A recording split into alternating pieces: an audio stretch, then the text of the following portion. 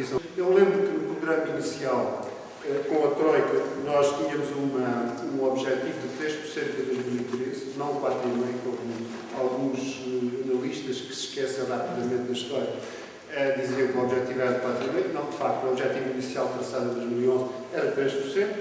Passámos para 4,5% e o objetivo de 4,5% também não foi cumprido. Estamos hoje, e mesmo de 5,5%, provavelmente não vai ser cumprido, embora eu pense que o objetivo de 5,5% ainda possa ser cumprido. Isto de facto parece, dito por mim, parece que também não é muito normal, mas é verdade, com algumas medidas extraordinárias, o programa de perdão fiscal, é possível até que o Governo chegue ao fim e diga que foi uma grande vitória, uma vez que aquilo que ele próprio tinha dito do orçamento, do objetivo fixado agora, ou melhor, da previsão fixada no relatório do orçamento de 5,9%, poderia vir a 5,5%. Mas vamos aguardar pelas contas oficiais, mas isso só em março é que saberemos. Portanto, falhámos no déficit, falhámos na dívida, e na dívida, de facto, é um problema. Eu, mais à frente, farei um bocadinho mais desenvolvimento sobre esta questão da dívida pública. E falhámos também, por que não dizer, embora tenhamos aí o único resultado positivo desta conjuntura económica, que é o equilíbrio externo. Aí o nosso objetivo também falhou. Tínhamos para a balança de transações e corrente de capital e corrente um objetivo, também não acertámos, mas não foi muito grave.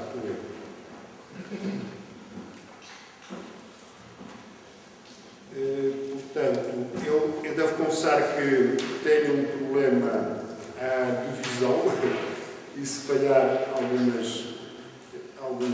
slides e alguns comentários, eu vou tentar fazer o melhor que eu estava a comentar algo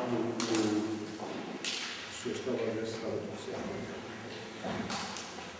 Portanto, estamos ali com as previsões que acabei de comentar. Agora tinha um esforço dessas previsões relativamente, um detalhe, à fiscalidade e às receitas fiscais. Aqui, o que eu gostava de sublinhar é que, ao contrário do que aconteceu no orçamento de 2012, onde o aumento dos impostos estava focado na tributação indireta, no IVA, e falhou porque, como nós sabemos, numa altura em que a economia se encontra em recessão, é mais difícil cobrar impostos indiretos do que impostos diretos. Portanto, em 2013, o Governo percebeu-se disso e pôs toda a ênfase nos impostos diretos, ou seja, no IRS, principalmente. E é aqui onde o Governo, de facto, tem conseguido o seu objetivo de arrecadar a receita fiscal que estava prevista no orçamento, embora continuando a falhar.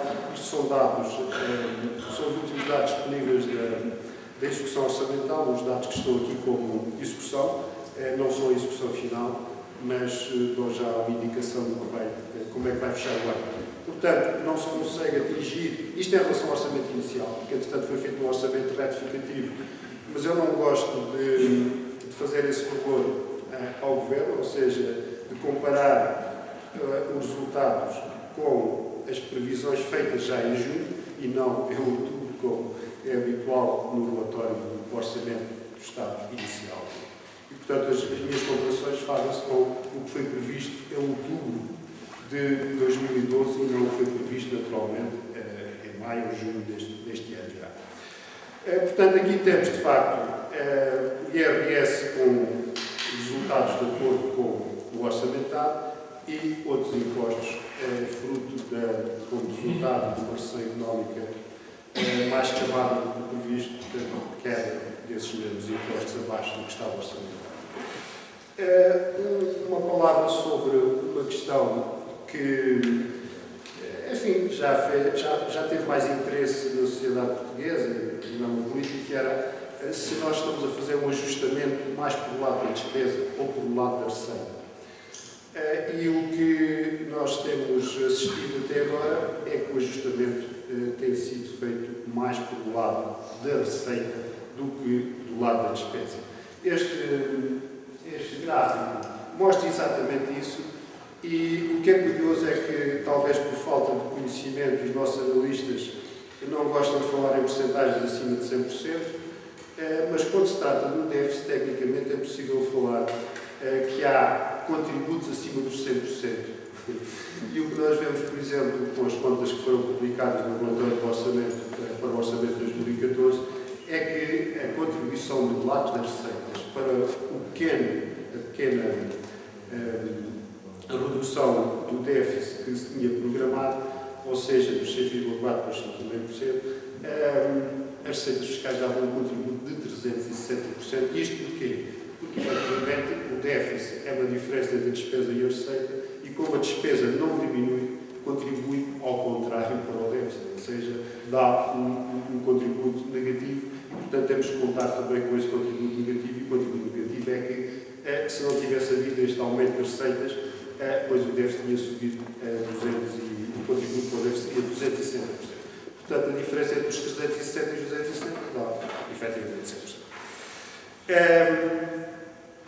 Um breve comentário sobre, agora, o cenário macroeconómico. Lá estou eu já com uma das voltas. Entretanto, aconteceu aqui não. O cenário macroeconómico que nós temos no orçamento, a questão que se coloca é um cenário realista, tecnicamente rigoroso? Eu tenho muitas dúvidas. Fiz este gráfico comparando as previsões que estão no orçamento, no relatório do orçamento para 2014 e o que está previsto como estimativa para o ano 2013. E há coisas que, de facto, são difíceis de compaginar num quadro coerente, macroeconómico, um modelo que tenha alguma lógica interna.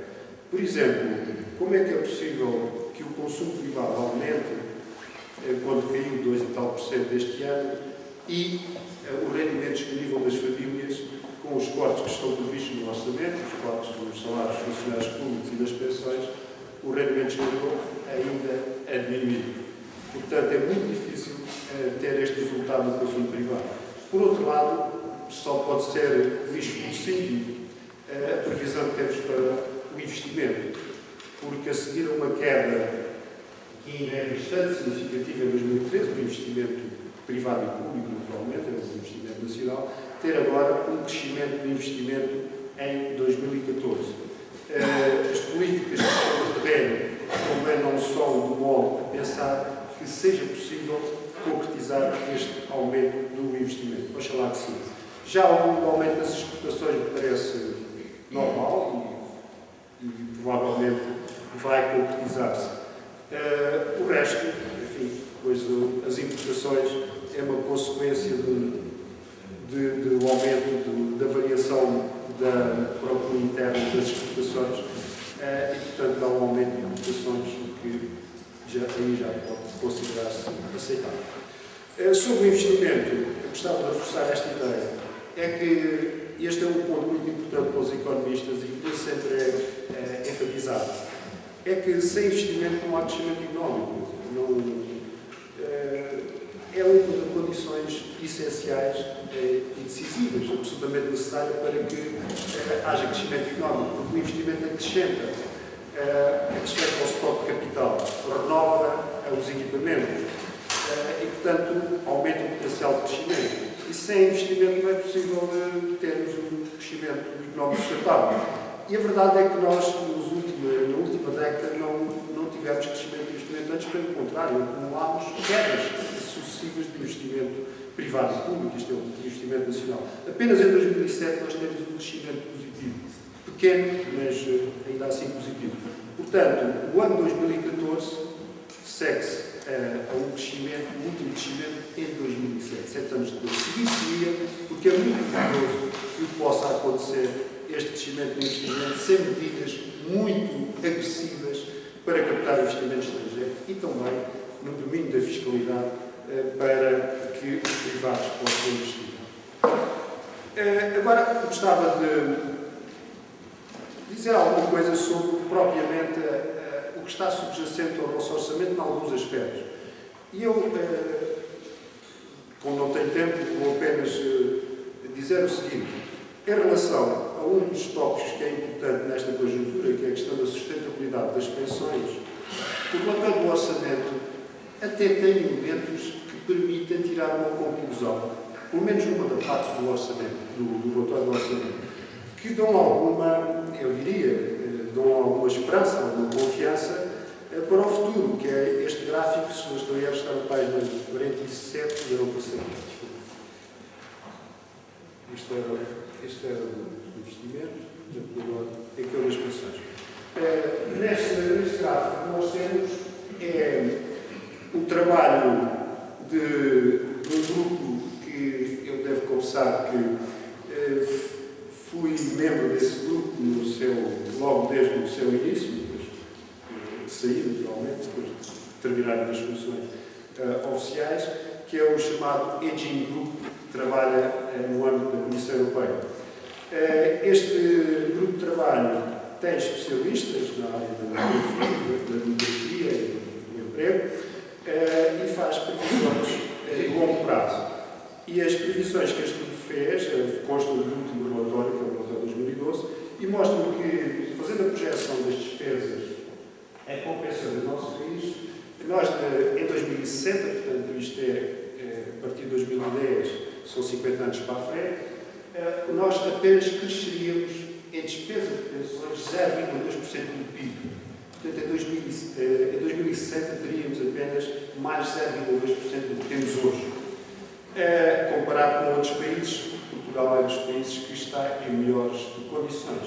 Portanto, isto dá-nos esperança, são expectativas positivas. E a minha pergunta é, porquê é que o Governo não tira daqui as suas ilações? Porquê é que continuamos, portanto, a insistir que o nosso sistema de pensões é um sistema que não é sustentável, que tem que ser reformado e que não há forma nenhuma em vista? O que se está a fazer são cortes transversais das pensões, mas sem reformar verdadeiramente o sistema. Eu depois fiz contas, fui ao relatório do grupo, isso não está no relatório do orçamento, e somei a nossa despesa em pensões em 2010 com aquilo que se prevê aumentar nos próximos 50 anos, quando estávamos em 2010, e então o resultado foi este. No panorama dos países do euro, Portugal, em 2060, teria apenas três países atrás em matéria de países que gastam menos em pensões. Portanto, se isto é assim, deveria ser isto uma verdadeira preocupação hoje, se o nosso sistema, no longo prazo, está sustentado. Quer dizer, é evidente que a conclusão seria de não nos deveríamos preocupar com este assunto. E deveríamos preocupar, sim, e é essa a minha grande tese, é que o que nós precisamos, de facto, é de crescimento económico e não de fazer reformas em cima de um crescimento económico muito negativo. E, portanto, sem corrigir esse aspecto, nós não conseguiríamos nunca ter um Estado social sustentável. Mas é curioso que esta é uma parte que eu gostava de criticar no relatório do orçamento, é que o relatório de sustentabilidade, que vem no capítulo próprio da Segurança Social, que vem no fim do relatório do orçamento, passa por cima destes resultados do Aging Group e sublinha que o sistema apresenta valores para demonstrar que o nosso sistema de pensões é sustentável. Portanto, temos aqui duas peças contraditórias do relatório do orçamento. Outro aspecto que eu gostava de sublinhar hoje é a questão do objetivo para o déficit. Nós temos um déficit de 4% como objetivo e no contexto dos nossos parceiros europeus, Portugal está a ser, por assim dizer, penalizado. E eu devo dizer, como português, que se o Tribunal Constitucional chumbar algumas normas que estão no orçamento, que a alternativa, na minha opinião, não devia ser procurar cegamente e de uma forma brutal medidas de substituição sem nexo, sem estarem integradas num plano estratégico de consolidação das finanças públicas, mas devia de ser renegociar o objetivo para esse. Eu pergunto como português, porque é que nós temos, exigem-nos a nós 4% de déficit para 2014, quando para a Espanha e para a Irlanda os valores são bem acima daqueles que nos estão a exigir a nós. Será que os espanhóis têm uma economia melhor que a nossa, têm um déficit, cumpriram melhor as metas de déficit que Portugal não cumpriu? Isso posso-vos garantir, tem números para isso. Os irlandeses a mesma coisa, basta dizer que os irlandeses vão acabar o ano 2013 com um déficit acima de 7%, e os espanhóis também com um déficit acima dos 6%. Portanto, não me parece que seja razoável, num contexto de união política e união monetária, não é uma união política, obviamente, mas tem traços de união política, a União Europeia, que estes assuntos deviam ser discutidos em termos políticos. Eu, por motivos que iria falar mais detalhadamente, embora com pouco tempo, da questão da dívida. E a questão da dívida é, por assim dizer, um repositório das consequências da nossa política económica e política orçamental. Eu gostava de deixar claro, de uma vez por todas, que para mim é claro, mas não tem sido para grande parte dos analistas políticos, que há aqui dois efeitos no aumento da nossa dívida. E eu fiz questão de sublinhar isso.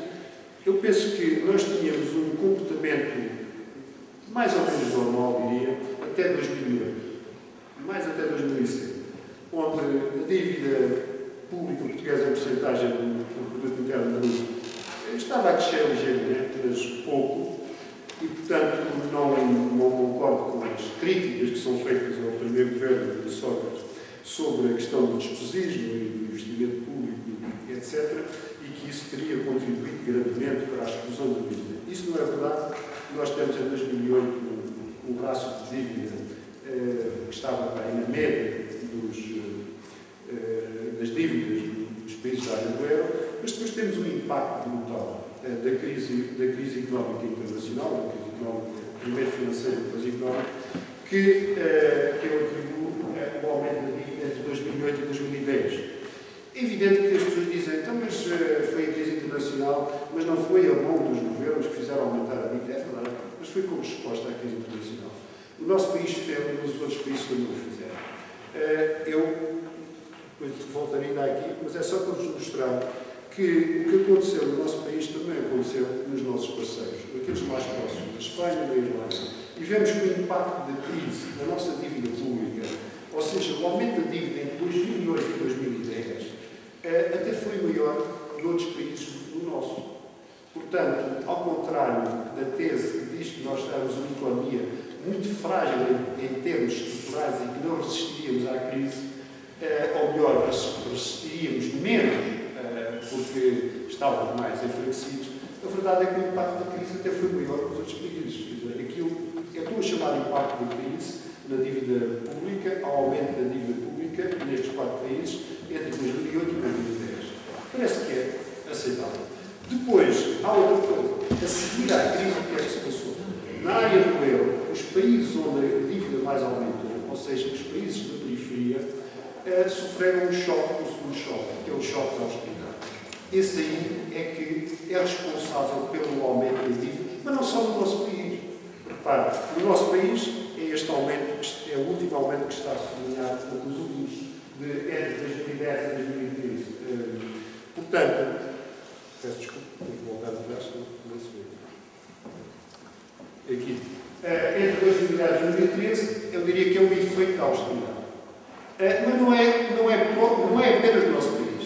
Nós temos já me estão a avisar que o meu tempo vai passar, portanto, eu estou já até que saltar para o objetivo.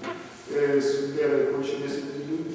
Portanto, aqui é só para terminar, dizer que no nosso país agora a austeridade foi mais severa e reparem que o aumento da dívida a partir de 2010 é o maior, ao contrário do que nos explicou o impacto aqui no gráfico que eu Bom, agora já não há tempo para mais, portanto eu quero ser o explicador. Gostava de chamar a atenção só para outros orçamentos, e deixo isso, pode ser na net, o orçamento irlandês, que tem objetivos de crescimento económico e de emprego, o nosso tem muito pouco, e como referi há pouco, o objetivo desse é mais favorável ao crescimento. Conclusões muito rápidas, para dizer que o orçamento anterior era procíclico, ou seja, era restritivo em matéria de política orçamental e, portanto, prejudicial ao crescimento económico. Neste ano tem a mesma natureza e, portanto, aquilo que me parece é que os objetivos de política orçamental não irão ser alcançados e o que vamos ter, se concretizar as medidas que estão no Orçamento do Estado, será, por assim dizer, matar alguns sinais de recuperação económica à nascença e, portanto, vamos ter no ano de 2014, se não de crescimento negativo, um crescimento muito baixo. Eu não sei, mas não quero abusar, se calhar vou passar para o IPIL, tinha mais duas questões aqui, que não poderei então.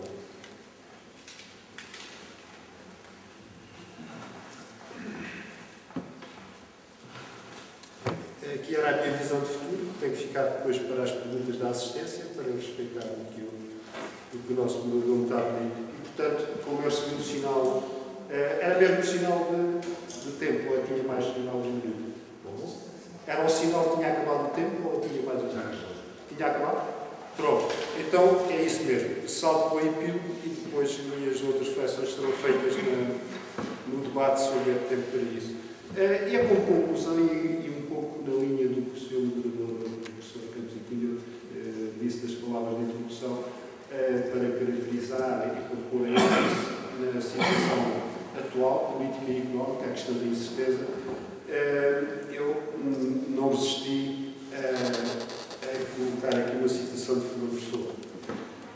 Eu penso que os tempos dessa altura, deve ter escrito isto é o nevoeiro, portanto, foi provavelmente no século passado, no dos anos 30. Ele diz que ninguém sabe que coisa que é, ninguém conhece a alma que tem. Nem o que é mau, nem o que é bem. E depois, partindo para o fim, ele diz que tudo é incerto e verdadeiro, tudo é disperso, nada é inteiro. Eu penso que isto caracteriza muito ainda os nossos tempos e devia servir como tema de reflexão. Não económico, naturalmente, mas cultural. Muito obrigado a todos.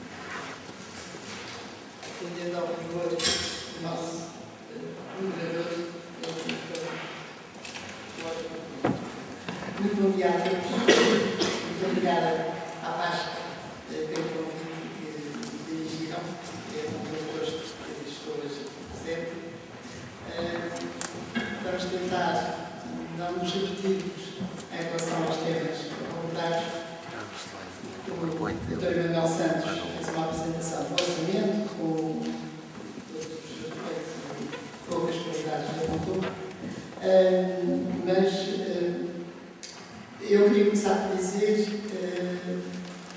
o seguinte. Relativamente a todas as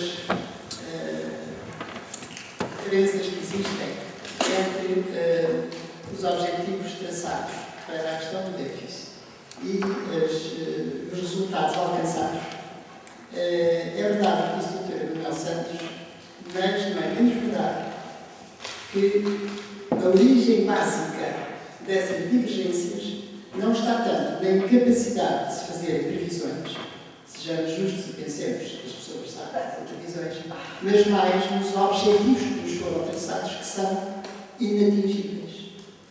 Do meu ponto de vista, o erro está no desenho que a Troika fez para Portugal para o seu processo de ajustamento, com claramente medidas e objetivos que não eram suscetíveis de ser alcançados dentro do contexto da nossa estrutura produtiva e da nossa estrutura social, nem dentro do prazo que nos foi dado para atingirmos esses valores.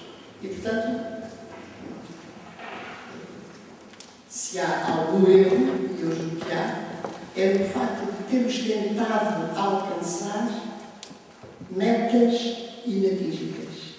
Não temos logo de início percebido que aquelas metas não eram alcançáveis e, portanto, que o esforço que ia ser feito para alcançar alguma coisa que não era suscetível de ser alcançada se redundaria mais em desperdício do que em benefício.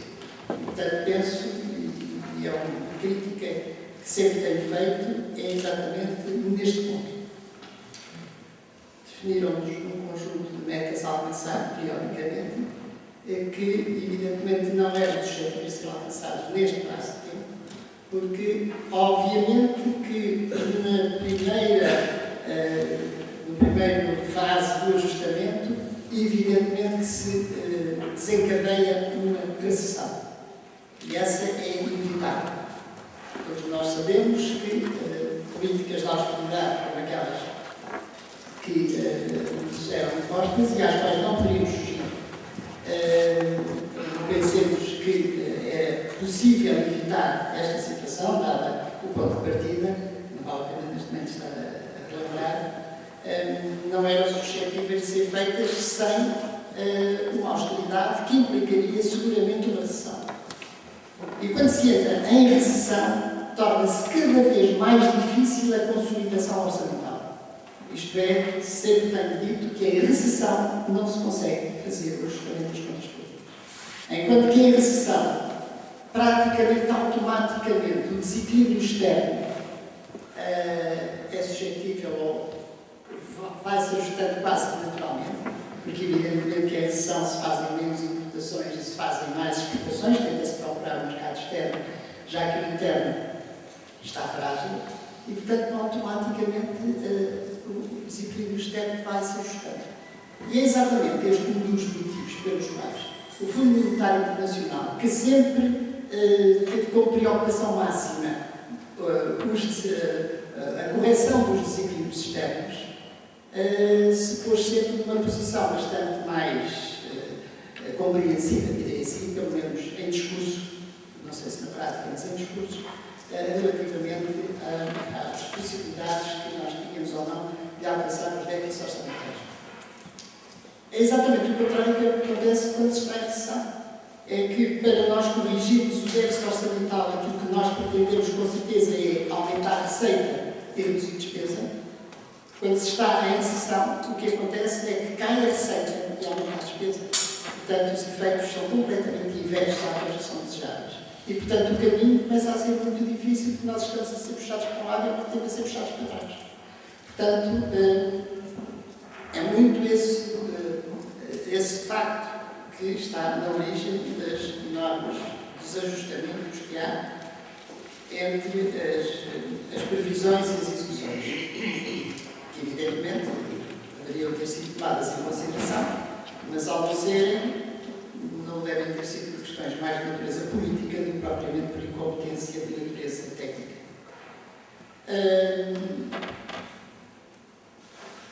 E há um outro erro, do meu ponto de vista, neste tipo de correção que está a tentar ser feita. É que tornou-se o objetivo dos déficits, o valor dos déficits, como um objetivo de política. Quer dizer, parece que essa que é a nossa estratégia. Parece que é o nosso objetivo último deste país, é termos uma percentagem de déficit em relação ao mundo. É evidente que é absolutamente essencial para o nosso desenvolvimento económico. É evidente que a situação em que nós estávamos decorria muito de erros do passado e de um modelo de desenvolvimento que estava a ser aplicado no país, que se tinha esgotado, e já se tinha esgotado há muito tempo, e que nós existíamos nesse modelo, e que era, portanto, absolutamente essencial dar-se um modelo de desenvolvimento e tomar-se como objetivo esse modelo de desenvolvimento. E talvez se tivesse tomado isso como objetivo, a correção das contas se tivesse ajustado às necessidades desse objetivo e não simplesmente e pura e simplesmente a ideia de que é necessário atingir-se determinada percentagem de déficit no PIB. Pior é que essa percentagem de déficit, aquela que está estabelecida e aquela que nos impõe como objetivo a atingir, é uma percentagem da diferença das receitas e das despesas públicas em percentagem do PIB. E ao ser em percentagem do PIB, para este valor que nós temos que atingir, concorrem não 2 elementos, mas 3 elementos. Não concorre só a receita e a despesa públicas, mas decorre também o valor do PIB. E, portanto, quando nós estamos simplesmente a mexer na receita e na despesa, esquecendo completamente qual é que é a influência que o PIB tem nesta correção, estamos, com certeza, a desenvolver um caminho em que esquece um dos elementos. É claro que dirão, e eu estou de acordo com isso, que não é fácil conseguir subcrescimento económico num conjunto que é recíproco. Precisamos de aumentar a receita e a despesa. Claro que não é fácil, mas é absolutamente necessário equilibrar um pouco as duas coisas. E deste orçamento para 2014, o ponto mais gritante, diria assim, que eu vejo do orçamento é que, efetivamente, não toma em consideração a questão do crescimento. Resto numa altura em que claramente, não sei se é claramente ou se é simplesmente a nível cinzento, em todo caso, se notam alguns sinais de que poderemos ter batido no fundo e, portanto, começamos a ter alguns indícios de começar a virar um pouco o ciclo e temos algumas ideias de que alguma coisa possa estar a melhorar, como são os casos dos valores para o desemprego, que pode ter muitas causas, podem não ser propriamente as mais aconselháveis, mas em todo caso é um problema. Que nós, no orçamento para 2014, não tínhamos preservado esses pequenos indícios, se é que não os devíamos ter incentivado. Mas eu já só diria que eles tivessem sido preservados. E não creio que tenham sido. Creio que a estrutura do orçamento para 2014 mantém-se fiel ao princípio de que aquilo que é preciso é reduzir a receita e a despesa, ou, por outra vez, aumentar a receita e reduzir a despesa, portanto, reduzir simplesmente a diferença entre a receita e a despesa, esquecendo o contributo para este raço daria a questão. E digo isso porque as medidas básicas que estão tomadas a nível do orçamento, do meu ponto de vista, não é nem a pensar que vai haver uma alteração do modelo económico, ou que se está a caminho de uma alteração do modelo económico, nem para preservar estes pequenos sinais que estão a ser dados. Para a alteração do modelo económico, era absolutamente essencial que se apostasse totalmente nas exportações e no investimento privado, tanto nacional como estrangeiro. Ao contrário daquilo que tinha sido o modelo anterior, que apontava para investimento público, consumo público e privado. E, portanto, esse modelo percebeu-se que estava esgotado, que já não estava a dar efeitos, que nós não conseguimos crescer ao lado de anos, o que significava que era necessário mudar. Ora bem, este orçamento não só corta o rendimento disponível, mas corta uma zona muito sensível, que é a zona de rendimentos já bastante baixos, da ordem dos 600 euros, e portanto são rendimentos que não podemos pensar que são daqueles setores que fazem a poupança, e portanto os cortes salariais ou de pensões atacam a poupança, não atacam com certeza o consumo de rendimento disponível, e atacam na parte séria do rendimento disponível, portanto atinge o consumo. Ora, se atinge o consumo, não estou a ver como é que se consegue uma alteração, um progresso da procura interna, se efetivamente há uma quebra desta natureza. Por outro lado, na questão das exportações, eu devo dizer que penso que isto, em termos da União Europeia, não é fácil de conseguir, mas é necessário negociar. E que tem a ver, por exemplo, com a reforma do IRC. É uma reforma que ainda está em discussão, uma proposta de reforma, que evidentemente considero que é útil, que evidentemente considero que é um ponto interessante de apoio às empresas, mas duvido que tenham os efeitos totalmente desejáveis quando não há nenhuma distinção entre o que é tributar uma empresa com lucros, mas que simplesmente produz bens não transacionáveis, em vez de simplesmente apoiar aqueles que são bens transacionáveis. Seria uma forma indireta exatamente de transferir de alguma forma, ou começar a transformar um modelo de desenvolvimento que era o nosso, que era muito na base dos bens não transacionáveis e que deverá passar para os bens transacionáveis. Se eu não reduzo a tributação a empresas com produtoras de bens não transacionáveis, estou simplesmente a aumentar os seus lucros. Se estou a tentar apoiar as empresas com bens transacionáveis, estou a tentar apoiá-las nas exportações. E, portanto, este ponto não está, como digo, admito que em termos de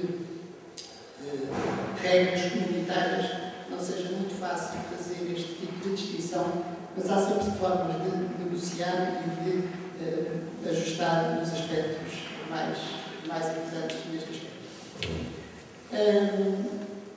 E, portanto, eu direi que olho para o orçamento e vejo, portanto, uma ausência, mantenho a ideia de que há uma ausência de estratégia em que nós não percebemos que determinado tipo de medida se encaixa em que objetivo. E é exatamente a ausência disto que talvez tenha feito com que o nosso ajustamento não esteja a seguir, não atinja os valores que nós desejamos. Se antes do processo de ajustamento, perante a situação em que nós nos vimos na necessidade de pedir uma ajuda externa, nós tivéssemos elencado as razões que levaram o país a esta situação, nós elencávamos, se à primeira vista, sabíamos que havia um excesso de despesa, que essa despesa era muito superior aos meios financeiros que nós conseguimos produzir. Elencávamos a questão das empresas públicas, muitas das quais com prejuízos insustentáveis e às quais não tomávamos quaisquer tipo de medidas para prevenir. O excesso de institutos públicos, que nada mais são do que direções gerais, em muitos casos, que foi necessário dar um outro estatuto para ter outro tipo de, nomeadamente, remunerações a nível salarial e outro tipo de liberdades. Pensava nas PPPs,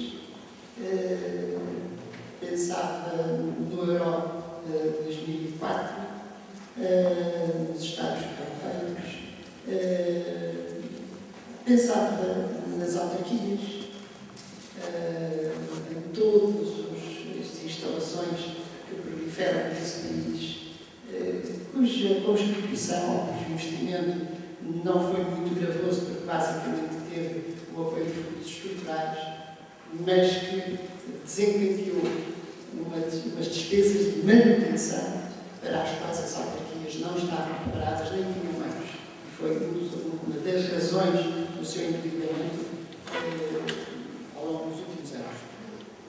E, portanto, pensava num conjunto, elencava num conjunto de motivos que claramente seriam lesivas da nossa situação financeira. Nomeadamente, não deixaria de fazer o escalonamento dos encargos que nos viriam a dar no futuro as parcerias público-privadas, que não há um momento em que elas não se refletem, mas que mais tarde se vêm a refletir. E, portanto, era todo esse tipo de análise que eu fiz. Devo dizer que nunca me lembrei, nessa análise, do nosso caminho para a bancarrota em que estávamos à beira disso. Nunca me lembrei de que fossem os pensionistas e os funcionários públicos. Nem nunca ninguém os lembrou.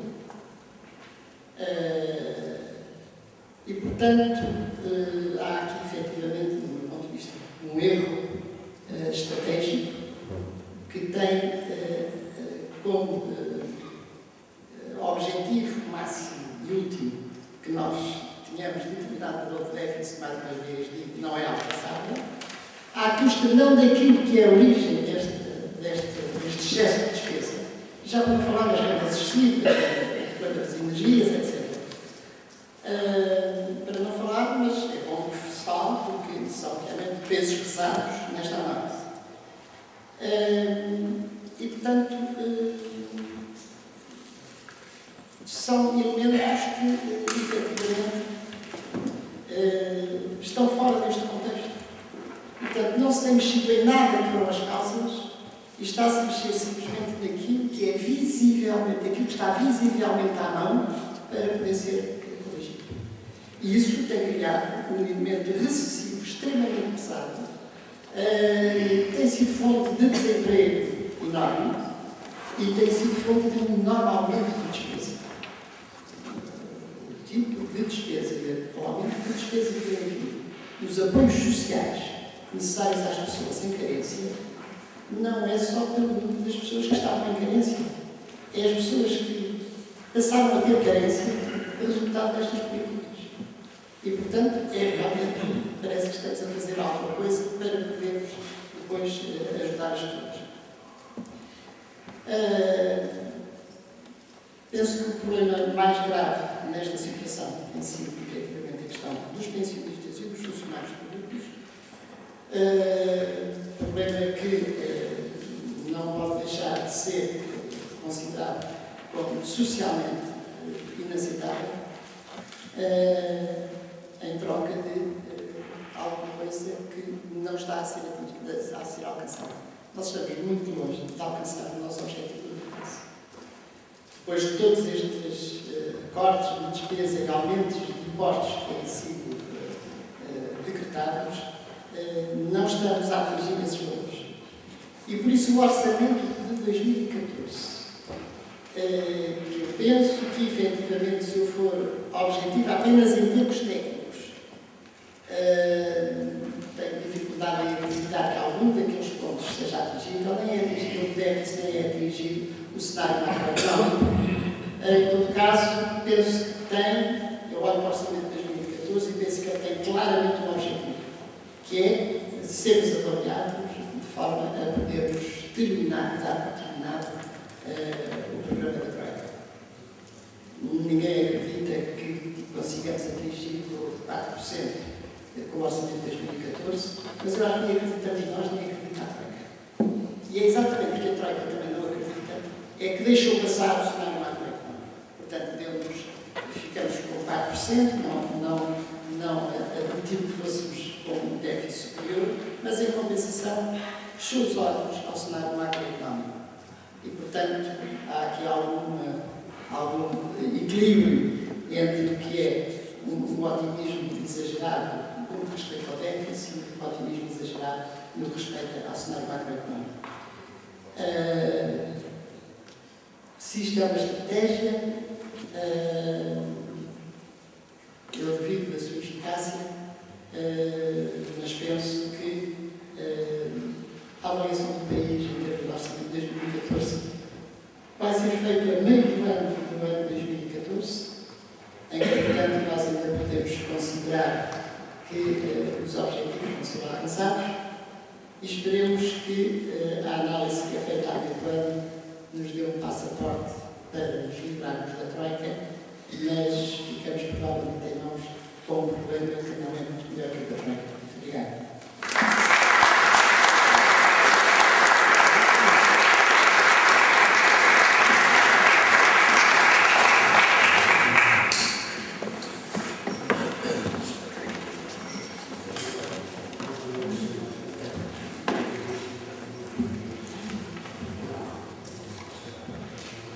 Bom dia a todos. Começo por agradecer o convite da Paz para estar aqui, faço com muito gosto. E como diria Churchill, os meus melhores improvisos foram aqueles que escrevi brevemente, por isso tornei deste conjunto de ideias fáceis de pôr. Gostaria de começar por enquadrar a proposta do Orçamento do Estado para 2014, no acidentado trajeto de consolidação orçamental prosseguido desde 2011. Este trajeto foi condicionado, como sabemos, pelos compromissos assumidos no programa de ajustamento, cujo desenho original não teve em conta diversos fatores ou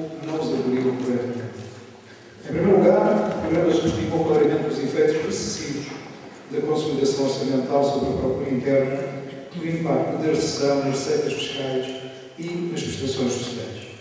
Em segundo lugar, as necessidades de financiamento da economia foram também subestimadas, o que levou a uma enorme escassez de crédito que sufocou a generalidade das empresas, sobretudo das pequenas e médias empresas. Finalmente, a evolução da conjuntura económica na Europa também contribuiu para uma recessão bem mais profunda e duradoura do que inicialmente previsto.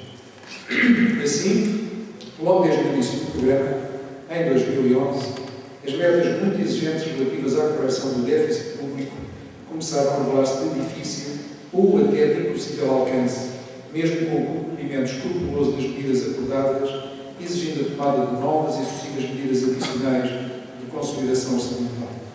Foi assim logo em 2011.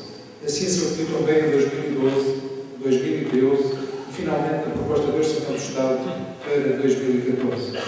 Começámos com o apuramento de sucessivos desvios na execução orçamental de 2011, a exigir medidas adicionais logo para esse ano e que se juntaram às que foram consagradas no Orçamento do Estado para 2012. O crescimento e a austeridade, bem como a escassez de financiamento, tiveram como consequência uma contração da procura interna mais profunda do que inicialmente previsto. Esta contração da procura interna só não implicou uma maior recessão devido ao bom desempenho das exportações, mas conduziu à multiplicação de encerramentos das empresas, a um aumento do desemprego muito acima do previsto e uma erosão da base fiscal. Assim, apesar do cumprimento das medidas acordadas, a execução orçamental ficou, em 2012, aquém das metas inicialmente fixadas. A redução da despesa pública ultrapassou os objetivos do programa, mas as receitas fiscais ficaram muito abaixo do previsto.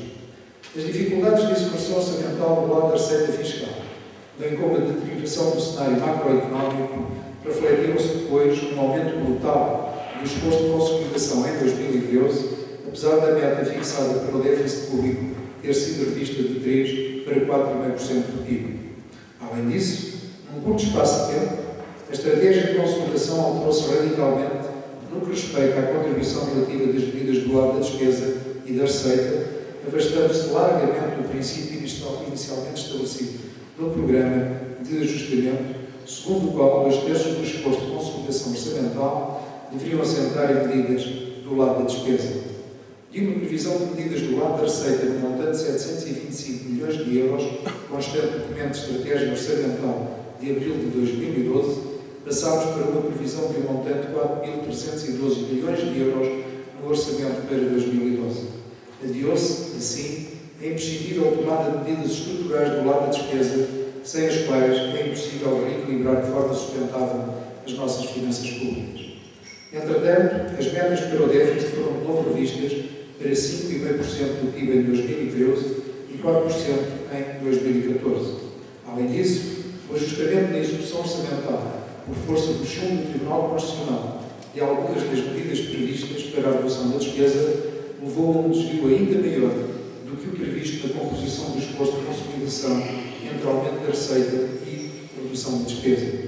Na oitava e nona avaliações da Troika, a manutenção da meta de 4% do PIB para o déficit em 2014 e o recurso, em 2013, a medidas extraordinárias para o cumprimento da meta para esse ano, determinaram que a proposta de orçamento do Estado para 2014 incorporasse medidas de consolidação orçamental num montante de 2,3% do PIB, de modo a alcançar uma redução do déficit estrutural de 1 ponto percentual. Estamos, em suma, perante uma proposta de orçamento do Estado decorrente de um trajeto de consolidação orçamental que contestamos. Contestamos, em primeiro lugar, pelo seu ritmo, que se revelou excessivo e progressivamente mais violento, tornando cada vez mais difícil o próprio cumprimento das metas. Contestamos, em segundo lugar, porque ao invés de se ajustar desde o início, reestruturando-se, como fez o setor empresarial privado, o Estado transferiu para as empresas e as famílias o ónus do reequilíbrio das finanças públicas através do aumento da carga fiscal. Esta opção, que teve resultados dramáticos para a economia portuguesa, implicou que, a poucos meses do fim do programa de ajustamento, o Governo tenha ainda de pedir novos sacrifícios aos portugueses, adiando a esperança e a restauração de um ambiente de confiança no futuro, indispensável à retoma do investimento, à recuperação económica e à geração de mais emprego. Deste modo, a proposta de Orçamento do Estado para 2014 está muito longe de responder de forma satisfatória ao grande desafio que se apresenta ao Governo no próximo ano, consolidar o equilíbrio das finanças públicas e o fomento do crescimento económico. Em primeiro lugar, porque insiste no esforço violento de consolidação orçamental. Por isso, o efeito cumulativo de todas as medidas de austeridade dela constantes deprime ainda mais a procura interna em 2014, prejudicando a confirmação e o reforço dos sinais ainda tímidos da recuperação da economia e do emprego recentemente registrados. Em segundo lugar, porque as medidas que fomentam o crescimento económico são ainda insuficientes. Em terceiro lugar, embora o esforço de consolidação orçamental recaia fundamentalmente na redução da despesa pública, constam desta proposta medidas tendentes a aumentar ainda mais a tributação. Embora de caráter pontual ou específico, estas medidas não deixarão de afetar, direta ou indiretamente, a competitividade das empresas e o rendimento disponível das famílias. Finalmente, a redução da despesa pública que o Governo se propõe com esta proposta de Orçamento do Estado advém das medidas desenquadradas numa estratégia coerente que tenha por base a redefinição do papel do Estado na economia e a forma como se deve organizar para desempenhar esse papel de forma eficaz e eficiente. Permitam-me que aprofunde um pouco estes aspectos. Em relação ao primeiro, começam, de facto, a surgir alguns indicadores positivos na economia portuguesa. O PIB aumentou no segundo trimestre 1,1% face ao primeiro trimestre e espera-se que na próxima quinta-feira o Instituto Nacional de Estatística confirme um novo aumento no terceiro trimestre. As projeções para 2013 foram já revistas em alta. A produção industrial voltou a ter uma evolução positiva e os indicadores da confiança melhoraram. Na semana passada, os dados do inquérito ao emprego deram conta de uma redução significativa da taxa de desemprego pelo segundo trimestre consecutivo e, mais importante, mostram que no cômputo do segundo e terceiro trimestres deste ano foram criadas em Portugal 120 mil empregos em termos líquidos. São resultados que nos dão alguma esperança de que a retoma é possível, mas serão facilmente reversíveis, sobretudo se insistirmos num ritmo de consolidação violento. Teremos que esperar mais alguns meses para verificar se trata de um percurso acidental ou se será uma tendência. Os próximos meses o dirão. É que, na verdade, há que aguardar pelo efeito de medidas de austeridade num montante de 2,3% do PIB sobre o rendimento disponível das famílias. Mais do que aguardar, há que estar preparado para isso. Qual será o impacto na procura interna? O Conselho das Finanças Públicas alertou a este respeito que, e cito, as medidas de consolidação previstas na proposta de orçamento terão um impacto direto significativo no rendimento disponível, sendo difícil avaliar o seu impacto na evolução do consumo privado. Uma variação menos positiva do consumo privado exercerá pressão sobre a estimativa de crescimento económico. Fim de citação. Também para Portugal alertou para o risco que decorre da possibilidade de as medidas orçamentais anunciadas induzirem uma maior contração do consumo privado do que a projetada.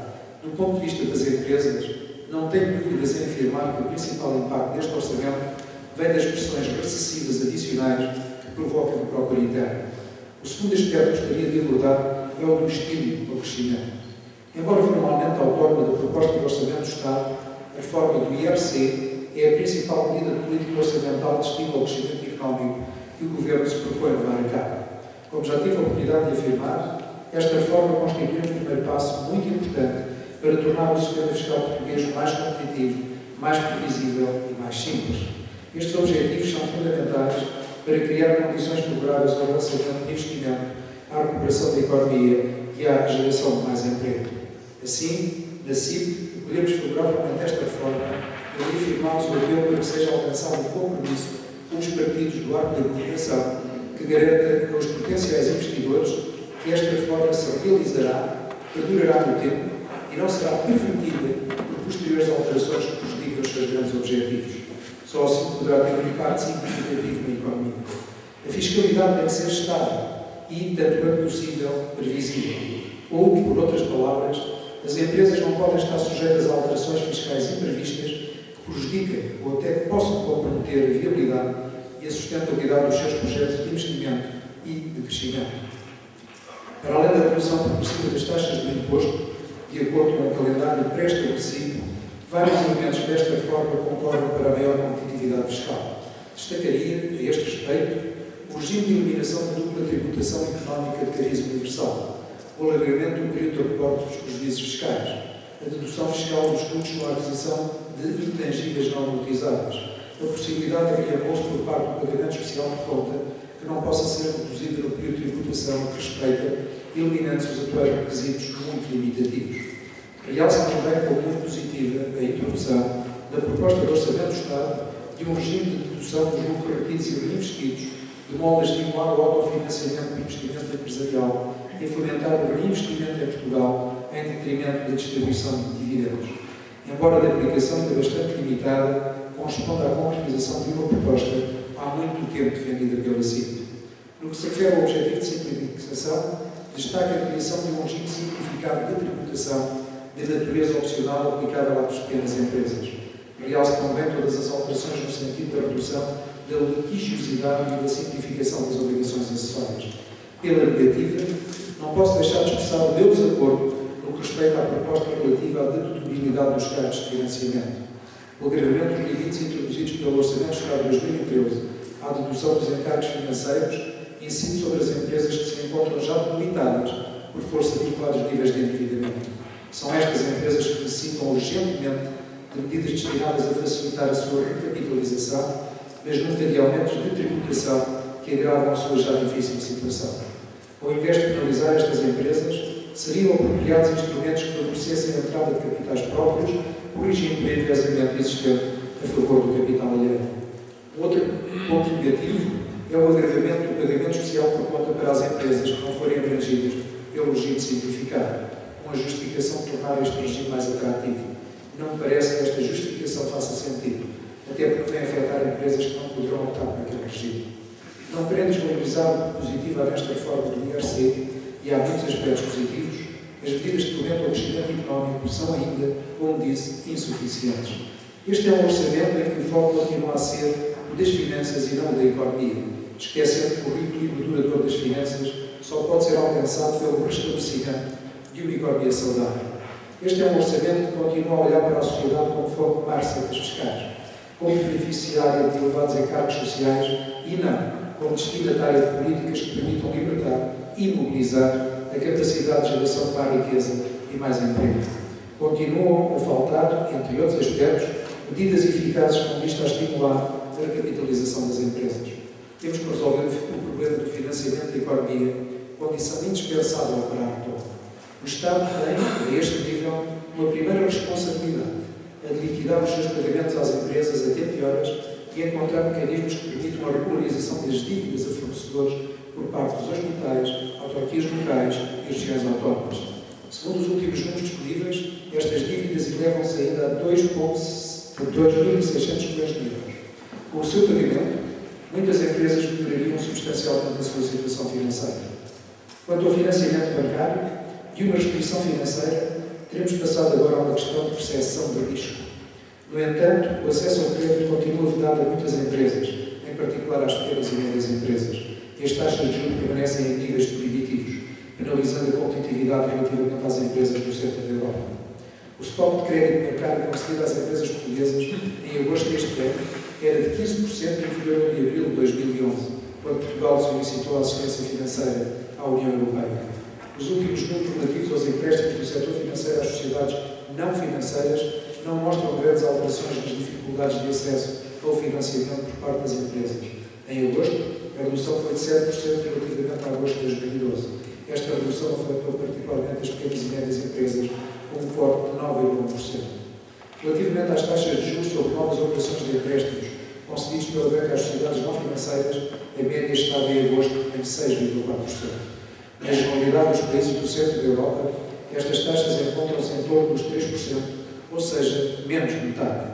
Reconheço que a banca privada se orienta por princípios de risco e de rentabilidade próprios do mercado, mas a avaliação do risco por parte da banca é afetada pelo facto da generalidade das empresas, especialmente as pequenas e médias empresas, apresentarem níveis muito baixos de capitalização, com ratios de autonomia financeira abaixo da média europeia e demonstrando excessiva dependência de crédito bancário a curto prazo. Aumentar os níveis de capitais permanentes das empresas facilitaria o acesso ao crédito em melhores condições de pricing e prazos de reembolso. Por isso, tem defendido a urgência de medidas que fomentem a recapitalização das empresas. Essas medidas continuam ausentes desta proposta do Orçamento do Estado. Outra lacuna diz respeito à revisão do regime fiscal aplicável às operações de capital de risco, já prometida pelo Governo, mas que tarda a concretizar-se. Em 2014, o esforço de consolidação orçamental recai fundamentalmente na redução da despesa pública. Reconheço que estamos perante uma clara inflexão relativamente ao que se verificou até agora. Contudo, e de acordo com os cálculos do Conselho para as Finanças Públicas, mesmo que as medidas do Orçamento do Estado para o próximo ano sejam todas implementadas e cumpridas, o esforço de ajustamento total, conseguido entre 2010 e 2014, será de 51% pelo lado da redução da despesa, deveria ser de 66%, e de 49% através de aumentos da receita, deveria ser de 33%. Este resultado fica muito aquém do previsto inicialmente no memorando assinado pela Troika, fazer 2/3 do ajustamento pelo lado da despesa e apenas 1/3 com o contributo dos aumentos da receita. Além disso, constam desta proposta medidas tendentes a aumentar ainda mais a tributação. Serão, como disse, medidas de caráter pontual ou específico. No caso da contribuição sobre o setor energético, terá havido a preocupação de evitar a sua repercussão nos preços, mas, no seu conjunto, estas medidas não deixarão de afetar, direto ou indiretamente, a competitividade das empresas e o rendimento disponível das famílias. Pela sua gravidade, destaco aqui a que me parece mais negativa: o agravamento da tributação autónoma em sede de IRC sobre os encargos com viaturas ligeiras de passageiros ou mistas usadas diariamente em inúmeros setores de atividade. Embora inserida formalmente no quadro da reforma do IRC, esta medida não corresponde a qualquer proposta ou recomendação da criação da reforma e contraria o espírito e o objetivo desta mesma reforma. Por isso, preferi referir-me a ela neste ponto da minha intervenção e não no âmbito dos comentários à reforma do IRC. O aumento das taxas é de 10% a 20%, consoante o valor de aquisição do automóvel, para 15% a 35%. Para as empresas com prejuízo, há um agravamento de 10 pontos percentuais, o mesmo que em 2013. Uma empresa que tem uma viatura de 22 mil euros suportará um aumento de 175% face ao valor que terá de desembolsar este ano. O Governo justificou este aumento de impostos com a intenção de, cito, assegurar que as viaturas atribuídas aos quadros médios e superiores das empresas são consideradas rendimentos em espécie em sede de IRS, deixando de ser tributadas ao nível das empresas. Contudo, a medida vai muito mais além deste objetivo.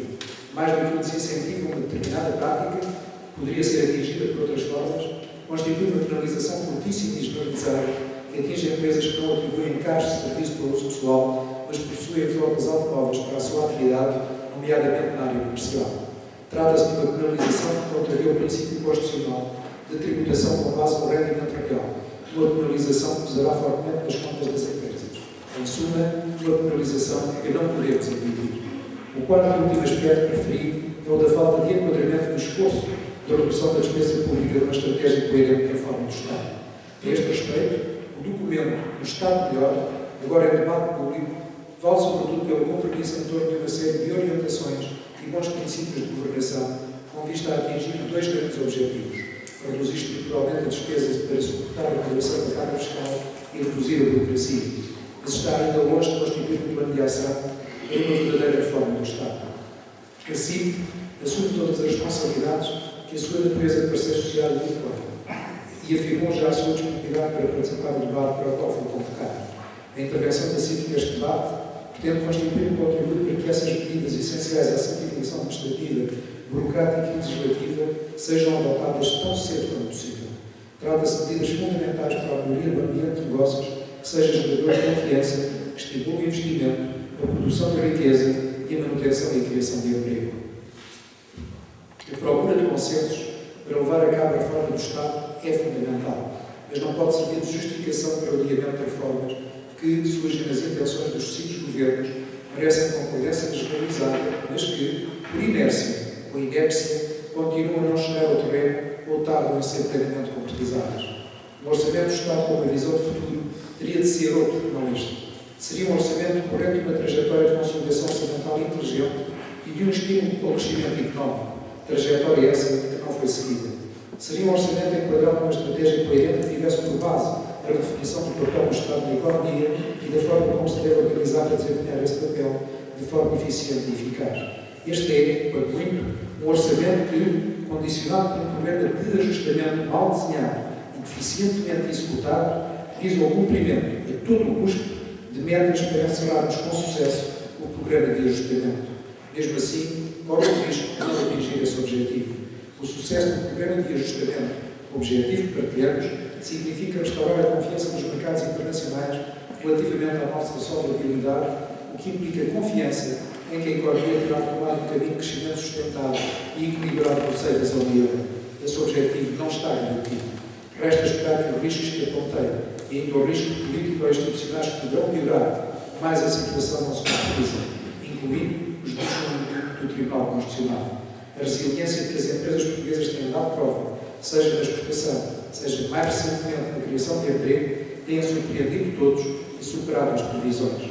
Continuamos, pois, a defrontar a adversidade com ingenuidade, surpreendendo-nos a nós próprios. É essa a esperança que podemos e devemos alimentar. Muito obrigado.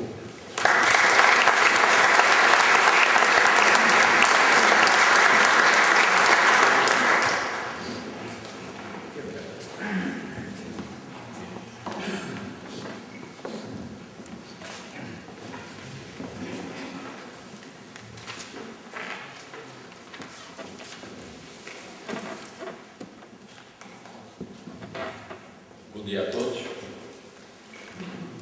Sim, em primeiro lugar, agradecer o convite. Bom dia, Roberto. E queria também agradecer as intervenções que já tivemos hoje e que, em rigor, me deixam um pouco para dizer.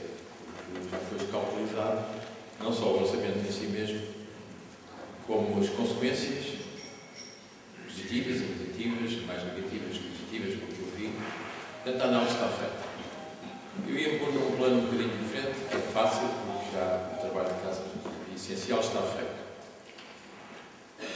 Nós temos vivido todos os anos numa inconstitucionalidade latente. Não tanto dos casos que têm sido suscitados no Tribunal Constitucional, mas pelo facto dos orçamentos terem sido aprovados sem uma discussão prévia suficientemente esclarecedora para que o Parlamento e a opinião pública, os eleitores, possam julgar da qualidade dos orçamentos. Está previsto na Constituição que as grandes opções do plano devem preceder e esclarecer o cenário que o orçamento deve prosseguir. Não o temos feito. Havia mais prática de planeamento antes de 25 de abril do que é hoje. As estratégias eram mais pensadas do que são hoje. Portanto, para mim é um problema básico. É muito difícil estarmos a discutir a qualidade do orçamento sem termos uma visão de médio prazo do passado e do futuro. Não há futuro sem se ver o passado. Nós temos vivido sob o signo da crise. Mas eu penso que não nos foi dado ainda refletir sobre que crise é que estamos a atravessar. Implicitamente, é natural que os portugueses pensem que é mais uma crise, como já tivemos duas. Esta é a terceira vez que renegociamos apoios do Fundo Monetário Internacional. Não é normal no país, numa geração, negociar 3 vezes com o Fundo Monetário Internacional. Há qualquer coisa no nosso comportamento que leva sucessivamente a entrarmos em cumprimentos nos mercados internacionais. No limiar do incumprimento. Recordamos sempre ao muito limite. Isso talvez nos devesse levar a pensar o que é assim. Não vamos estar a aceitar cair num quarto e num quinto incumprimento e ao último minuto perceber onde estamos, à beira do precipício. Isto não é uma crise desse tipo. E não é logo uma crise da natureza que tem sido dita. Começamos por dizer que era uma crise financeira. O politicamente correto é dizer que isto nasceu da ganância dos bancos americanos. Não chegava à economia, não chegava à Europa. Não chegou. Algumas pessoas disseram. Portanto, nós estamos a ver uma crise que tem raízes muito mais fundas. E o estranho é que tem raízes nos países mais industrializados e mais desenvolvidos. Na Europa Ocidental e na América do Norte. Ao contrário do que se diz, isto não é uma crise mundial. Na Europa, o mundo tem estado a crescer a uma das mais altas taxas históricas. E continua. Mesmo havendo uma desaceleração, ainda é um risco provável de estar a crescer a economia do mundo. E na maior parte dos países da Europa Ocidental, e nos Estados Unidos, e no Japão, mas isso é uma crise mais antiga, temos realmente uma longa estagnação. Ameaças de estagnação. Sem nós situarmos este problema, é muito difícil estarmos a opinar sobre a medida esta ou a medida aquela. Porque é que isto tem acontecido? Era a preocupação que umas grandes opções do plano deviam equacionar e deviam permitir que o país equacionasse. E que os partidos políticos assumissem as suas responsabilidades. Porque assim todos dizem uma coisa e o contrário. É um ping-pong inútil e prejudicial. E que só nos fragiliza internacionalmente. Qual é a razão desta situação? Porque se virmos, não é? Mesmo dentro da Europa, a Europa do Leste tem estado a ter um bom desempenho. São os países, os antigos membros da União Europeia, que não fizeram o trabalho de casa, que estão a preparar com a crise. Os que fizeram o trabalho de casa, como a Alemanha, não têm neste momento crise nenhuma, pelo contrário, têm um grande sucesso internacional. Quem tem a crise são os países periféricos já reconhecidos e a França está a caminho de ter também. E devia-nos levar a pensar que algumas das medidas que eu ouço ainda hoje, com muitos subsídios do levantar em Portugal, provavelmente não estão ao nosso alcance. Houve uma vaga de esperança. Eu não gosto muito da designação esquerda e direita, conservadores e progressistas, mas houve uma vaga de esperança com a eleição do Presidente da Holanda de França. Que ele agora, com uma política diferente, iria, o peso que a França tem, levar a Europa e a União Europeia a caminhar com realismo de políticas favoráveis ao crescimento, ao emprego e ao progresso. Nada aconteceu, pelo contrário. A França já teve duas descidas do seu rating, depois dessa evolução. É um dos que tem uma balança de pagamentos mais desequilibrada neste momento. É um dos poucos países que não se prevê que tenha o saldo positivo na balança de pagamentos. E a situação não tem evoluído positivamente. A Alemanha, num governo socialista, fez grandes reformas. O chanceler Schröder fez profundas reformas. E é bom que lembremos isso. Não foi o governo conservador que as fez, foi o governo socialista. Ele fez duas reformas em áreas decisivas e que são tabu em Portugal. No mercado de trabalho e na segurança social. Os regimes dos apoios ao desemprego foram radicalmente mudados e as regras do mercado de trabalho também foram bastante alteradas. A Alemanha percebeu que precisava disso por causa da reunificação, mas percebeu também que precisava disso por causa da concorrência que resultava do novo mundo que estava a viver. Nós ainda continuamos a desejar por causa do papel dos mercados, que não é bom. Já se sabe há muito tempo, a teoria económica explica porquê. Os mercados tendem a acentuar as desigualdades e as flutuações cíclicas. Se não houver medidas para corrigir, as desigualdades e a implantação regional e a conjuntura tendem a ser agravadas pelos mercados. Mas não vejo, neste momento, nenhuma parte do mundo alternativa ao funcionamento dos mercados. O país que as descobrisse fazia sucesso. Quando, depois de 1989, assistiu ao desmantelamento da União Soviética, um dos grandes poderes do mundo, por causa da ineficácia do seu sistema económico, basicamente foi isso. E as consequências disso ao nível das relações sociais. Quando os países mais da Europa todos escolheram aderir à União Europeia, todos escolheram aderir à NATO, e além dos países de 4 horas, mais 3 repúblicas da União Soviética, seguiram o mesmo caminho, devia nos levar a pensar que alguma coisa de muito sério está a transformar a Europa e está a transformar o mundo. Mas o ponto final foi a adesão, mesmo de países que mantêm o regime comunista e o monopólio do poder no Partido Comunista, como o Vietnã ou a República Popular da China, à economia de mercado. É um bocado estranho. Uma grande parte da Europa não tem percebido que mesmo países em regime comunista escolheram a economia de mercado. E uma parte dos nossos problemas vem daí, é que continuamos a esverdejar pelas consequências e não pelas causas. Era assim tão difícil perceber, em 1990, um ano depois da queda do muro do Berlim, o que se ia passar. Não era. E muitos em Portugal avisavam disso. Muitos. E associações, a SEDES, por exemplo, fez várias tomadas de posição a alertar para isso. E 2 congressos. Sistematicamente, as respostas que tivemos foi: isso é pessimismo, temos uma democracia de sucesso e uma economia de sucesso em Portugal. E ficamos muito contentes com isso. Não tivemos. Tivemos um desempenho quantitativamente bem sucedido até 2000. Mas é bom vermos Como é que isso foi possível? Foi possível com receitas das privatizações que, há alguns anos, representaram 500 milhões de contos, 2.500 milhões de euros, milhões, desculpa. E, portanto, viveu-se disso. E viveu-se da descida das taxas de juros. O Estado reequilibrou as suas contas apenas com a descida das taxas de juros. Os particulares compraram casas e automóveis e as empresas tiveram uma redução dos seus custos da ordem dos 10%. Claro que até 2000 isto ajudou muito. Mas isso esgotou-se em 2000. E acontece que em 2000 começou a crise internacional, a crise europeia, para que nós estávamos preparados, não quisemos aceitar. Os Estados Unidos resolveram esse problema com o doping financeiro. É bom que tenhamos a noção que a bolhas especulativas nos Estados Unidos não foi uma iniciativa da banca, foi uma iniciativa do sistema político. O Presidente Clinton, em Congresso, encorajaram o subprime, com boas razões, queriam acabar com a segregação, o facto das minorias étnicas não terem acesso à habitação, não tinham acesso ao crédito. Mas o que é facto é que deram orientações às agências de financiamento para financiar créditos de má notação. E o subprime nasce daí. Também acabaram com a segregação dos bancos de investimento em relação aos bancos comerciais e permitiram que recursos de depósitos fossem aplicados em produtos pouco valiam. Também mantiveram uma taxa de juros artificialmente baixa durante muitos anos. Greenspan explicou depois que não era humano pedir que interrompessem um caminho que agradava a tanta gente. Agradava a quem precisava de comprar casa, a quem comprava automóvel, aos que as vendiam e aos políticos que tinham o pleno emprego e a satisfação dos eleitores.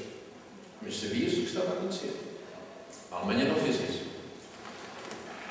E a República da China muito menos. Mas vamos a Portugal e ao futuro, que é o que interessa. Nós, se não é com orçamentos sucessivos mal fundados e com estratégias que não existem, nós podemos sair nesta. Alguma coisa mudaria se nós víssemos manifestações nas ruas a protestar contra as causas e não contra as consequências. Eu o que tenho visto é protestar contra a austeridade. Não tenho visto protestar contra as razões que levaram a este estado de coisas. E, portanto, é muito difícil imaginar que vamos sair facilmente de onde estamos. Se não mudarmos as causas do estado em que estamos, vamos ter todos os anos mais austeridade. Ou então há mais imigração, há mais fuga de Portugal. Quem é que poderia estar interessado num projeto vencedor para Portugal? Os reformados, que vão ter problemas no futuro, ou os jovens que não vão arranjar emprego em Portugal, ou os sindicalistas que continuam a pensar que os empregos se garantem legalmente e não pela viabilidade desses locais que ocupam, ou os empresários que continuam a não ter um projeto alternativo para aquilo que está a ser posto em Portugal. Bom, maio de 2011 foi uma constatação da falência do modelo económico que estávamos a seguir. E é bom que se diga as coisas como elas são. Batemos na parede em maio de 2011. E quem não assumir isto está a querer enganar os portugueses. Aliás, o Ministro das Finanças da altura, à última da hora, avisou que quando chegássemos aos 7%, o sistema não aguentava. Mas esquecem-se que Portugal e a Alemanha tiveram praticamente a mesma taxa de juros nos mercados, com uma diferença de 20 a 30 pontos básicos. 0,2% ou 0,3%. Durante 8 anos. Portanto, nós embalamos na convicção que dentro do euro temos as mesmas condições que a Alemanha. E não fomos só nós, outros países fizeram o mesmo. Se esse modelo faliu, e sabe-se por que é que faliu, porque se baseava em dois pressupostos que não se dizem. Um é que se pode fazer crescimento económico com base na despesa pública. Quem é que financia? São os contribuintes, são os mercados internacionais, e uma delas é muito fácil. Fazer um programa de crescimento com base na despesa pública não é realista.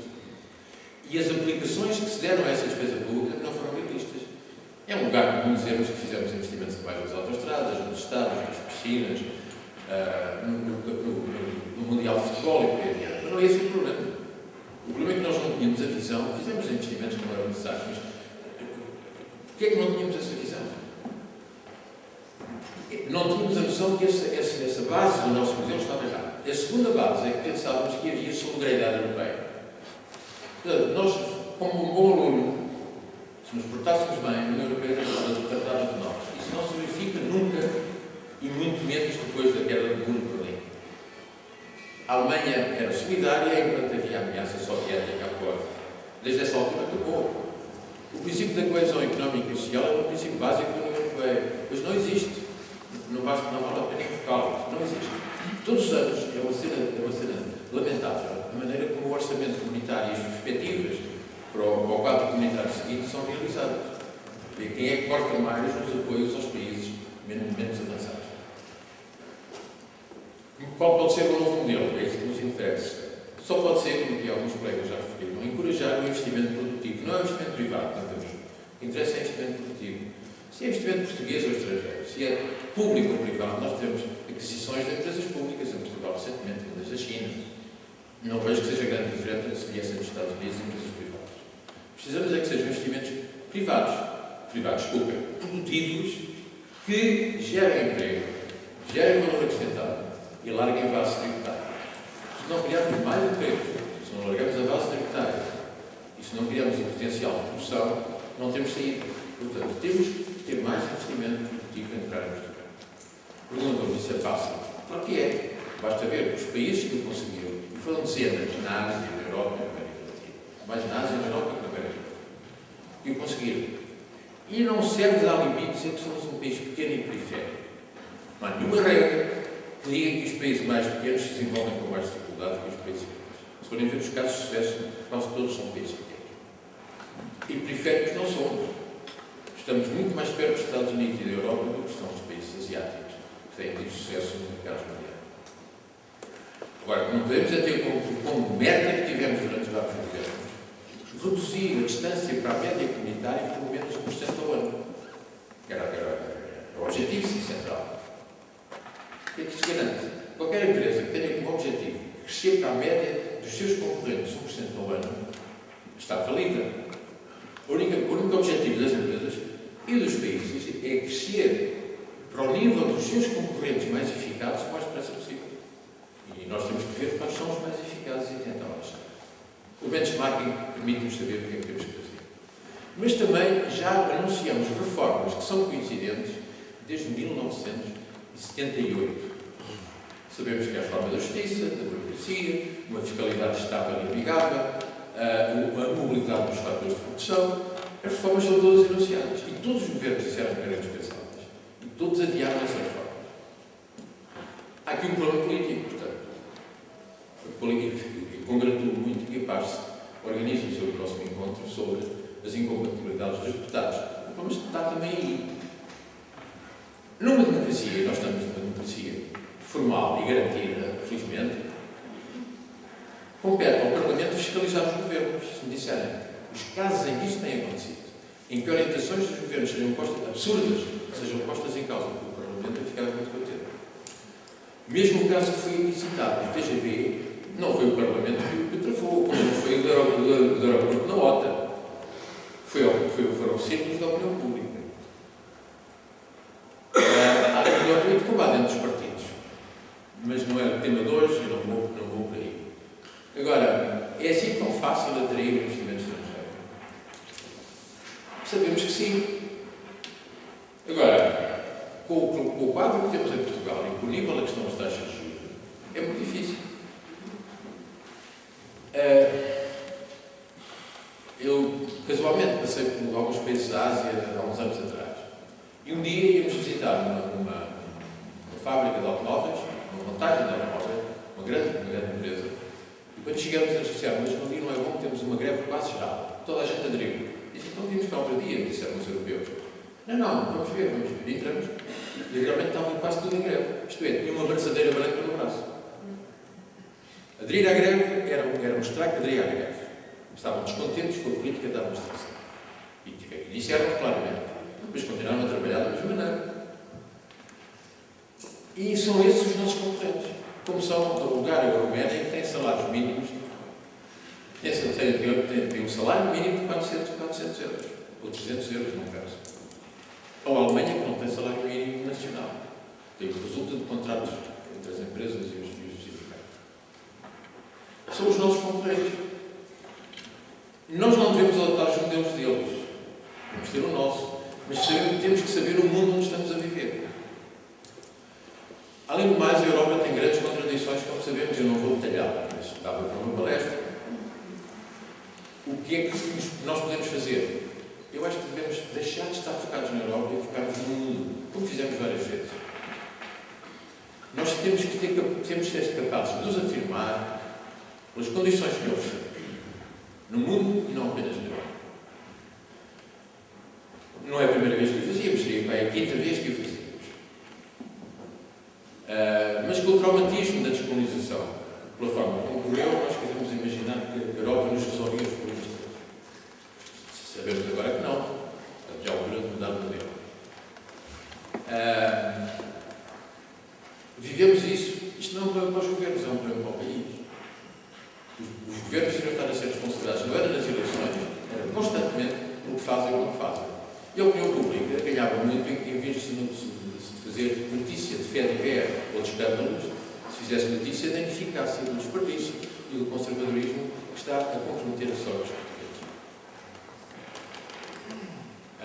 Porquê é que temos as taxas de temos? Já aqui se levantou o problema do nosso contraste com a Irlanda e com a Espanha. Bom, a Espanha tinha muito menos dívida que nós tínhamos. E os mercados sabem isso. Sabem que um crescimento moderado na Espanha resolve o problema. E não é o caso em Portugal. Temos que ter um alto crescimento para suportar a dívida que fomos acumulando. E a Irlanda teve um problema muito complicado. Por causa da banca, nós felizmente não tivemos esse problema. Tivemos escândalos em 2 bancos por falta de supervisão. E tivemos escândalos de outra natureza, porque temos uma política que orientou o trabalho da banca para o imobiliário, promotores imobiliários e habitação. Os bancos portugueses chegaram a propor, que não é normal, que o governo acabasse com o subsídio ao crédito de jovem. O governo não quis, porque achava que era muito popular. Mas essa orientação do crédito ao endividamento das famílias não foi, basicamente, contra a orientação que estava a ser dada pelas entidades de supervisão. Bom, eu acho que há muitas oportunidades, mas não vou desenvolvê-las agora, chegar a outra altura. Mas porque é que nós não temos exportação de serviços de saúde, como temos países? Porque é que não temos exportação sistemática de sistemas de serviços de educação, como tem a Austrália, que é a terceira exportação da Austrália, e é o país rico em recursos naturais, e a terceira exportação é o ensino? Porque é que nós não temos a possibilidade de ver aquilo em que somos diferentes? Porque é que não fazemos de Portugal uma retaguarda segura para os imigrantes? Temos feito o contrário. O país viveu durante 2 décadas da remessa dos imigrantes e depois esqueceu-se disso. Porque não é só aumentar o produto, é também criar condições para que o valor acrescentado fique em Portugal e volte para Portugal. Eu acho que isso está ao nosso alcance, desde que queiramos, mas é preciso que tenhamos uma ideia clara do que é que queremos.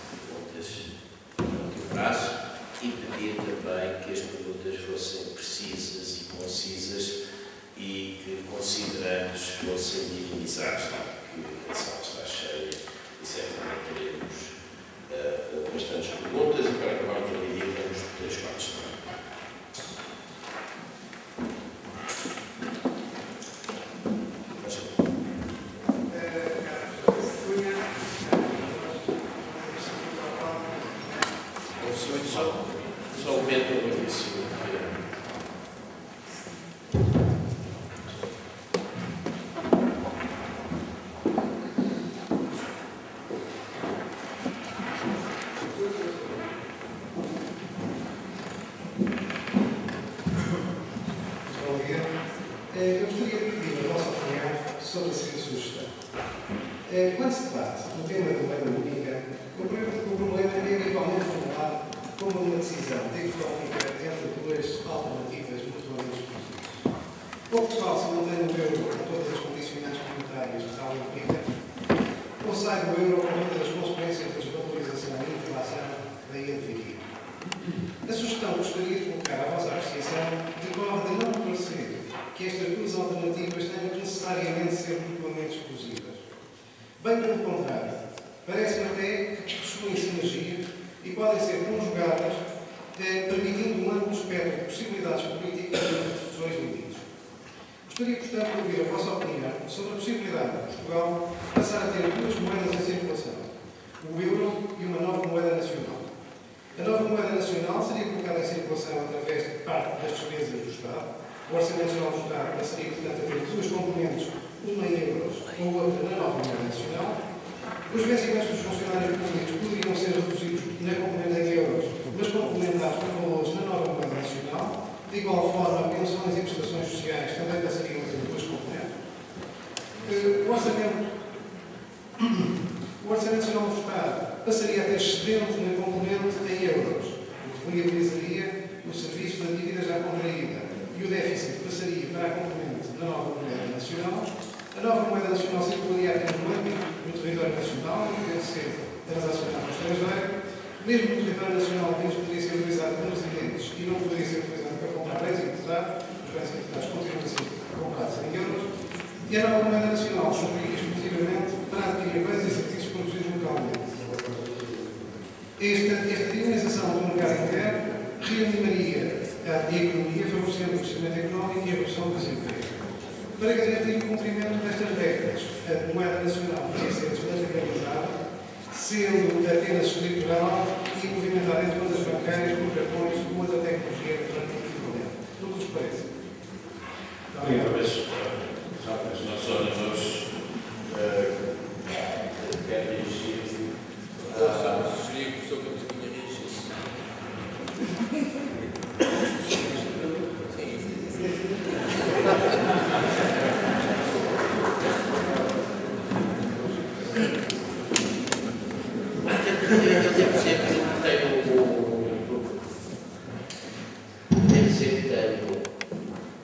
um defeito, tem muitos defeitos, mas o que é mais visível é